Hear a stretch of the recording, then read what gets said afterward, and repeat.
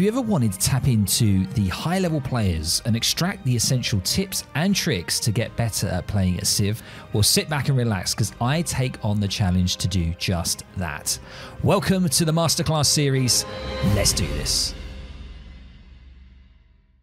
Hey YouTube, it's your boy Widgie here, and I have Lionheart with me for another masterclass. And today it is going to be with Mexico. But before we get into that, Lionheart, do you want to just talk a bit about yourself and how you actually got into playing Age of Empires 3? Yeah, hi guys. Thanks Widgie for bringing me onto one of the masterclass. It's all right. How I got into Age of Empires 3 is an interesting one. So, like a lot of people, I played Age of Empires 2 first. That was the first Age of Empires game I ever played. I actually played that. I got that for Christmas one time. I've got a twin brother as well, so we both played it together. Wait, you've got a twin brother? Identical twin, yeah. Oh my god, that's crazy. Yeah. That is a fun fact. I never knew that actually. There you go, there you go. The chat knows now. And we both played Age of Empires 2, but we would play like, and we got it on the PlayStation 2, so we played an RTS on the PlayStation controller, which was at the time, because we didn't know any different, but I really enjoyed it. We played like, the game mode was like, there was a king of the hill, I don't know what it was, but you had to kill the king, and the king was like fat but really fast. Right. And we remember playing that and building longbows and things like that, and we really enjoyed it. It wasn't till about, I don't know, about 4 or 5 years after that, which was quite young, we found a second-hand Age of Empires 3 in like some game store at the time, and it was going quite cheap, and my brother, funnily enough, it was my brother that picked it up and came running over to me and goes, look, we've got to get this, and I was a bit, I ummed and ahed, I was a bit like, oh, I'm not too sure, but you know, I gave in and we agreed because we pulled our money together, and yeah, the rest is history. That was about 2005, 2006, so it's when the game was still pretty new as well. And yeah, we just played it, loved it, hooked on it, and the rest is history. So does your brother still play?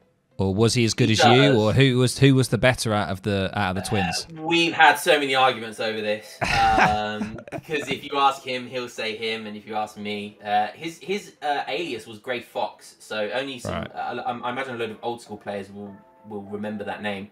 And mine used to be Soap McTavish, and we was both like major generals on vanilla, so both very high. But he still plays the game every now and then, but not. He's probably, I don't know what rank he is. He's probably about 1700 elo. But he doesn't keep update with it like I do. No, that's really interesting, because when I got it, it was like my brother was about 2 or 3 years older than me, so he always used to be better than me because I was just younger. I wasn't at that level, and now that we're at the same sort of level playing field, like I've sort of gone beyond that, and he's like, oh, I don't know how to do hotkeys, and so he doesn't even want to play against me. Just like, I'm not even going to bother. You know, it's quite funny how it changes. But no, that's really interesting. Okay, so getting to the nitty-gritty stuff. What is one general tip that you could give to any kind of player playing any kind of Civ that will really help them in Age of Empires 3? So I had a long, hard thought about this, and I wrote something down, and I wrote down in capitals, time to micro. Now, the reason why I think that's the best general tip, and for anyone who doesn't know what I mean when I say that, there's a mod that you can play. Widgie, I'm sure you've played it as well. Or you've seen Do you know what? I've never played it. Wow. I know. There's your general tip. There it is. So basically what it is, it's a mod that you can play. It's basically a battleground where each opponent, you and your opponent, have the same units every round, and it goes for each round. And whoever loses all of their units, you know, loses one match. There's like 15 rounds of it, and basically, because you're on a level playing field, it's a really good way to improve your micro. And time after time again, I see people complaining about civs. I see people complaining about, oh, this civ is cheap. I only lost because this is cheap and this is cheap. And when I actually review the videos of people that are saying this, I can clearly see the reason why they lost. And 9 times out of 10, and I mean this, 9 times out of 10 is because their micro was worse, or their micro in that particular big fight or whatnot was not very good. So micro is the, if you want to improve with any civ, yes, you've got to have good build orders, but micro is the most fundamental part that will dictate your elo. Yeah, fantastic. Yeah, as I say, I have watched some of the old Kaiser Climb ones, where he breaks down like how to micro specific units and what to do. And I think he must use the time to micro, or he uses a battleground where, it's a very like famous one that you could still use today, which is really, really good. But yeah, I'll have to give it a go. Is it best to play with somebody else, I assume, the time to micro? Yeah, and you want to, I mean, it's good to play someone your level, but it's always good to play someone better than you as well. So I'm sure, Widgie, I don't want to jump the gun or anything, but I'm sure if you can find the link or find a way for people to download it, because I don't know exactly how you download it. You need to play it as someone that's got it, and then it automatically downloads you. Yeah. But once you figure that out, try and always play people who are better than you, because that will force you to get better. Yeah, definitely. I'll put a link down below. I think there's within the game, all through the Steam Workshop, you can find it. But yeah, have a look. I'll see if I can find it and put a link. But time to micro, I'm sure you'll be able to find it. And yeah, as you mentioned, play someone who's better than you, so then you can hopefully get to their level. But no, that's a great tip.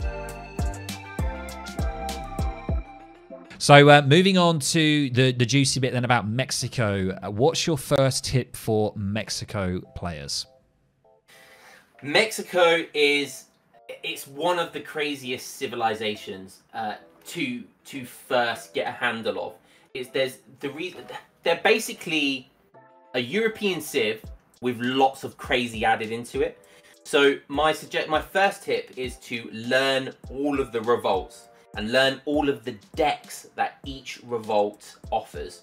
So what I mean by that is, what I did when Mexico first came out, I would literally just go on skirmish mode, sandbox AI, whatever, and I would put in the cheats, like speed always wins or dev ASD, and so you can just really quickly go through it.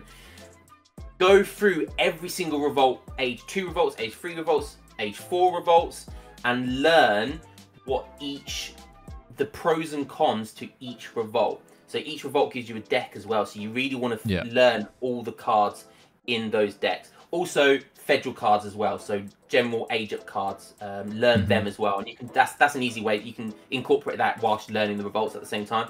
So yeah, just play it simple. First tip is to play it simple. Learn all the revolts. Learn what they do. So if you're ever in a situation in a game and you need to either do an all-in or an eco revolt, you know what does what. Yeah. Fantastic. Yeah, as I say, it's one of those civs where revolts are kind of like the most important thing. They can really change the tide of a battle. It's just like the deck completely changes, and then you've got to try and put a different hat on for the order of how you're going to play that deck and what you're going to do with it. So yeah, definitely, that's a great tip. Just going through all of them, getting a good understanding before you want to try and like apply build orders and stuff like that. 100%. It can be really overwhelming, because that's a popular complaint I get. But just take it easy. Play against the AI. Just have fun with it. Have fun with the cards. Have fun with a video game? Whoa, steady. Believe it or not, that's what they're designed to do. I need to keep telling myself that, to be honest, a lot of time. Yeah. Awesome. So what's the second tip? What second tip have you got for us? Yeah. So what I wrote down is, it might sound like a small one or a silly one, but don't forget about the Padre. So many games I see with people who play Mexico, they almost forget that the Padre exists. Now, for anyone who doesn't play Mexico, when you age up to age 2, you gain a Padre, which is kind of like a second explorer, but they have different abilities. The Padre can build the church very quickly, much quicker than a villager can. It can pick up treasures like an explorer can. It can shoot, and it has a similar melee attack to the explorer. It has slightly less health, but one of the biggest things is it can heal. Now, you can take full advantage of that. If you've got decent micro, you can save units from big fights, pull them back, and use the Padre to heal them up. There's also, along with the Padre as well, learn what the church texts do, because the Mexican church is a really important, pivotal building for Mexico, and there's a lot of free texts which are super useful. There's like a pike there's like an insurgent, how many houses you've got. There's it turns the Padre into, rather than a single healing unit, for 300 resources, I believe, it gives a area of effect heal, so you can heal large swaths of army at the same time. Yeah. It also has like a big button healing ability, but you know that's quite expensive. But again, so it's learning what the Padre does. Like I remember when I first started playing Mexico, and I would do these crazy industrial builds, right? Like the Revolt Industrial. Yeah. We'll probably come on to that in a second. But when the Padre's in age 4, it hits like an Abyss gun. Like which don't take for granted. You know, if you're getting rushed, you know, an extra Abyss gun is insane. So yeah, don't forget the Padre exists. Use it constantly throughout the game, and use it to its best of its ability. Wow, yeah, as I say, I did a lot of things there I didn't really know. You know, I'm quite relatively still new with Mexico, you could say. I played them a bit, but yeah, I knew about some of the techs in the church, but yeah, the healing thing, didn't even know that, to be fair. So there you go. I'm learning something with this Civ as well. So finally, what's the last tip that you can give Mexico players? And this is pretty much the same I would give for any civilization. It's learn 2 or 3 really good build orders that you're comfortable with, and then you'll be able to play freehand. So learn a couple of really good build orders. Widgie, I'm sure you've got some on your channel, or you'll be able to give some good build orders. You know, and learn 2 or 3 good ones, because generally you can't have one build order against every civilization. You need at least 2. So learn about 2 or 3 good build orders that you become comfortable with, and then once you're comfortable with those build orders, you can then, what I like to say, play freehand. And with Mexico, that's really important, and it brings me back to the first tip I gave about learning all the revolts. Because rather than being rigid and sticking to a build order, you can then adapt, and you can, you know, revolt, or you can age up, or you can do this and whatnot. So yeah, just learn 2 or 3 really good build orders. And I'm always happy to help. If you want Widgie on your Discord, I'm always happy to write build orders for your Discord if anyone wants it. So no, I appreciate that. Just very quickly, very, very short explanation or summary of 2 or 3 build orders that you would give somebody. Just the title of the build order or what it is. Let's say like FF or something like that. Like what 2 or 3 would you give people so they can really get the fundamentals of Mexico? What would you suggest? With Mexico, it's really important to have a good rush build, a forward hacienda, and build lots of insurgents and mix in other units. That's one, and that's quite relatively simple. 2, learn how to do a not a semi-FF, like a semi-revolt. So, you know, ship 5 villagers to begin with, then 700 wood, and then do an age 2 revolt. So you have access to the revolt mechanics. Yep. And then also learn a general semi-FF build. So rather than semi-revolt, you semi-age. So you do a standard age up. So you've got a standard rush, a standard revolt, and a standard fortress build. Yeah, fantastic, awesome. No, that's brilliant. Really summed it up well. So the final thing then is, what's your favorite kind of fun build, meme build that you've done in the past, or maybe that you still do now that you just have fun with Mexico?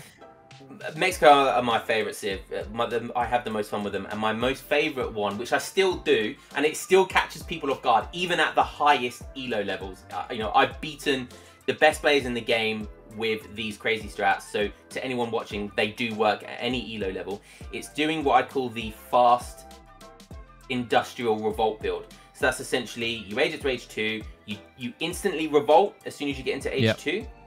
Which is the Central America revolt, and then you ship 3 towers, then 700 wood. You then macro in a way where you can have 1k resource in each, and then you go into industrial from that revolt, because you unrevolt, which then turns into an industrial.